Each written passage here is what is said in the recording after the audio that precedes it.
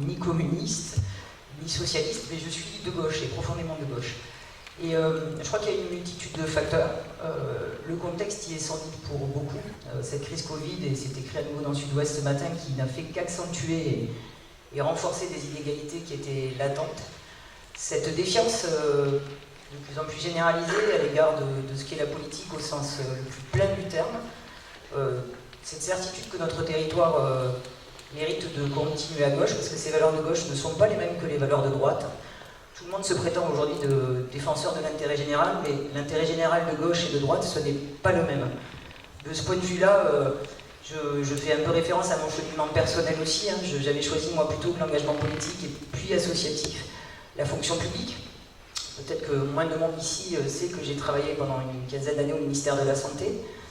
Et dans ce ministère de la Santé, j'ai pu mesurer la différence entre une politique de gauche et de droite. La tarification à l'activité, l'étranglement du système de santé par l'économie m'a fait fuir ce monde-là parce que j'étais convaincu que je n'y avais plus de place pour l'intérêt général. Cette politique-là, c'est une politique de droite, brutale, dont chacun a pu mesurer là, ces derniers mois les effets ravageurs. On a vidé le monde rural de ses médecins, on a tué l'hôpital, autant que cette crise-là. Donc dans ce moment-là, c'était important pour moi de pouvoir mettre mes convictions, cette certitude que la gauche a vraiment une place à jouer dans cette société, mon engagement au service de cette cause-là.